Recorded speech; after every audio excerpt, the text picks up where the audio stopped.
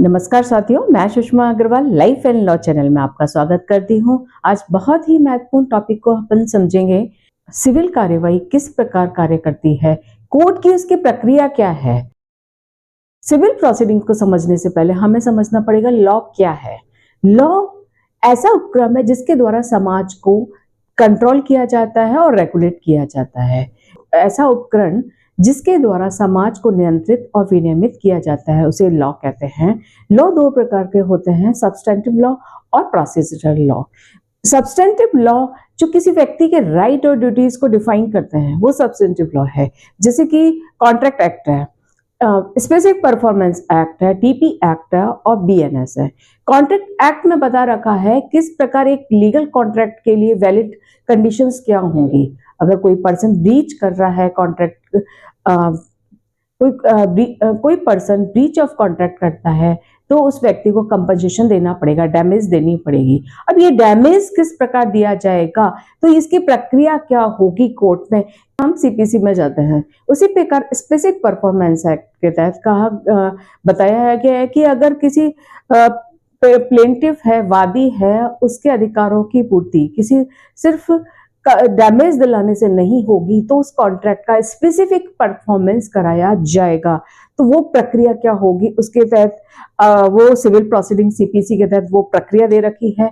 उसी प्रकार TP act है, ये बीएनएस में बता रखा है ऑफेंस क्या है, अपराध को डिफाइन कर रखा है, उसके लिए सजा क्या है, उसको अच्छी तरह से एक्सप्लेन कर रखा है, एक्सप्लेनेशन के द्वारा, इलस्ट्रेशन के द्वारा। लेकिन किसी व्यक्ति को सजा किस प्रकार दी जाएगी उसके लिए हम देखते हैं सीआरपीसी देखते हैं, जो कि अब बीएनएसएस है। तो बीएनएसएस में जो बीएनएस की जो प्रक्रिया है, किसी प्रकार ऑफेंस अपराधी को सजा दी जाएगी, वो प्रक्रिया दे रखी है। प्रोसीजरल लॉ किसी व्यक्ति के राइट को किस प्रकार कोर्ट में एनफोर्स किया जाएगा वो प्रोसीजर लॉ है, जैसे कि बीएनएसएस है, सीपीसी है और इसके अलावा एविडेंस एक्ट प्रोसीजर लॉ है। सिविल प्रोसीडिंग समझने से पहले मैं एक इलस्ट्रेशन से समझाती हूँ किस प्रकार सिविल सूट अराइज होता है। जैसे मान लीजिए ए पर्सन है जिसकी प्रॉपर्टी एक्स है, अब बी आया था एक टीनेंट के रूप में। अब बाद में ये व्यक्ति बी पर्सन इसके राइट को डिनाई कर देता है, कहता है ये तो मेरी ही प्रॉपर्टी है, और ये क्या करता है, एक्स प्रॉपर्टी को खाली नहीं करता है।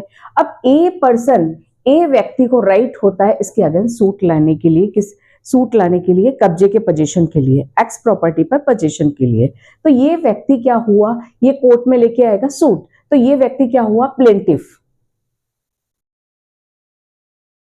जिसके अगेंस्ट सूट लाया जाएगा, यानी ए बी के अगेंस्ट लेके आ रहा है, तो बी क्या हुआ, डिफेंडेंट। बी पर्सन क्या हुआ, डिफेंडेंट। ठीक है, तो ये यहां पर सिविल कार्यवाही किस प्रकार इंस्टीट्यूट होती है कोर्ट में, तो वो सारी प्रक्रिया हम समझेंगे। तो इंस्टीट्यूशंस ऑफ सूट किसके द्वारा, प्लेंट। ये जो ए व्यक्ति है, प्लेंटिफ है, ये क्या कोर्ट में पेश करेगा, प्लेंट पेश करेगा, जिसे हिंदी में कहते हैं वाद पत्र। और प्लेंटिफ यानी वादी, तो वादी यानी प्लेंटिफ क्या करेगा, कोर्ट में प्लेंट पेश करेगा। अब प्लेंट में क्या क्या चीजें होंगी, प्लेंट एक ड्राफ्ट तैयार करता है और जिसमें होता है cause of action.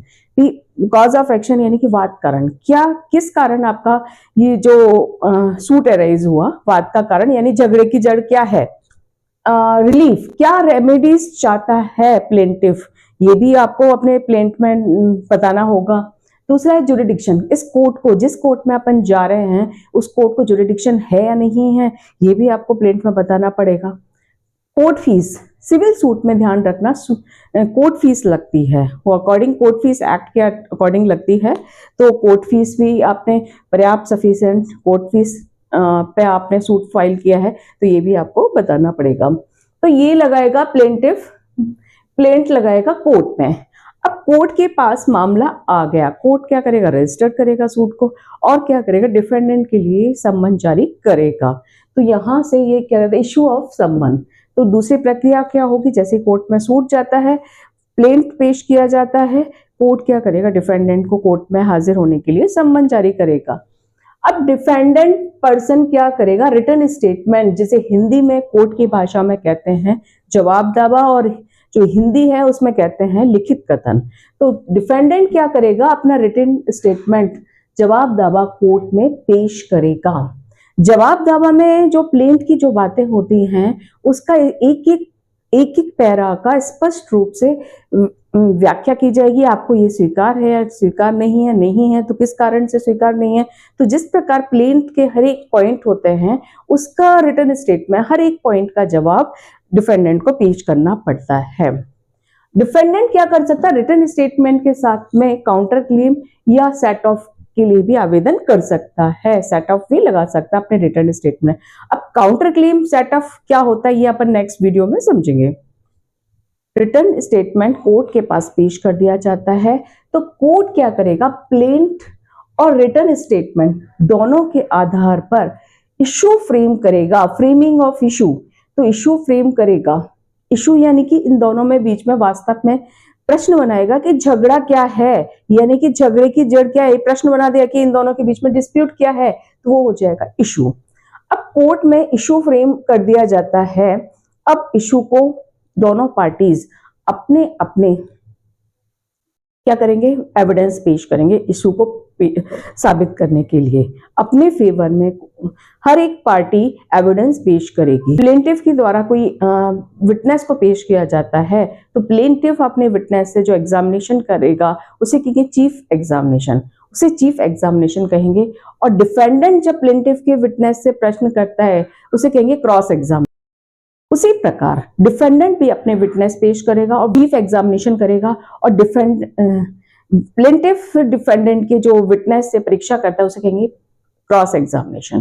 Cross examination के बाद जिस पार्टी ने अपने विटनेस को बुलाया उसके द्वारा फिर एग्जामिनेशन की जाती है, उसे कहते हैं री एग्जामिनेशन। तो इस प्रकार जो प्रोसेस जो एविडेंस के अकॉर्डिंग की एग्जामिनेशंस होती है। एग्जामिनेशन होने के बाद फाइनल आर्गुमेंट होता है। फाइनल आर्गुमेंट के बाद कोर्ट अपना डिसीजन देता है। जो पार्टी एविडेंस के द्वारा अपने फेवर में मामले को रख पाता है उसके आधार पर उसी के फेवर में कोर्ट क्या देता है, जजमेंट देता है। तो यहाँ पे फाइनल आर्गुमेंट के बाद जजमेंट आएगा। इस दौरान डॉक्यूमेंट्स के द्वारा भी अपने मामले को प्रूव कर सकती है कोर्ट में। तो डॉक्यूमेंट्स हो जाते हैं एविडेंस के रूप में। आप किसी गवाह को भी बुला सकते हैं, विटनेस को भी बुला सकते हैं। किसी भी तरह से आपको अपने मामले को कोर्ट में साबित करना होता है और जिसके फेवर में एविडेंस सही आता, कोर्ट सही पाता है, एविडेंस के द्वारा कोर्ट किसी के मामले में किसी के फेवर में सही पाता है कि उसका राइट बनता है, कोर्ट उसी के अकॉर्डिंग क्या करेगा, डिसीजन दे देगा। तो जजमेंट आ जाएगा। देखिए सिविल मामलों में जजमेंट के बाद एक डिक्री भी पारित की जाती है। जजमेंट में बहुत सारी चीजें होंगी। जजमेंट में प्लेंट के स्टेटमेंट सारे होंगे, जो डिफेंडेंट रिटन स्टेटमेंट पेश करता है उसके सारे चीज बातें होंगी। उसके बाद इश्यूज होंगे, एक एक एविडेंस का जिक्र होगा। आपने कोई डॉक्यूमेंट्स पेश किया है उसकी भी बात होगी, आपने किसी विटनेस को पेश किया, सारी बातें होंगी। प्लेंटिफ के द्वारा भी, डिफेंडेंट के द्वारा भी सारी बातें होंगी किसमें, जजमेंट में। जबकि डिक्री में ऐसा आवश्यक नहीं है। डिक्री क्या होता है, फॉर्मल एक्सप्रेशन ऑफ एडजुडिकेशन। जो भी डिसीजन आया है उसका फॉर्मल एक्सप्रेशन होता है डिक्री। यानी डिक्री, जजमेंट तो कई पेज का हो सकता है लेकिन डिक्री जनरली सामान्यतः देखी जाती है एक पेज की होती है जिसमें सिर्फ राइट का बता रखा है कि कोर्ट ने इसके फेवर में ये डिक्री पारित की है। तो इसके बाद जजमेंट के बाद डिक्री आ जाती है। तो ये इस प्रकार आपकी सिविल प्रोसीडिंग्स कोर्ट में होती है। तो आई होप आपको सिविल प्रोसीडिंग्स, दीवानी कार्यवाही पूरी तरह से समझ में आई होगी। आपको मेरा वीडियो अच्छा लगा है प्लीज लाइक शेयर सब्सक्राइब कर दें।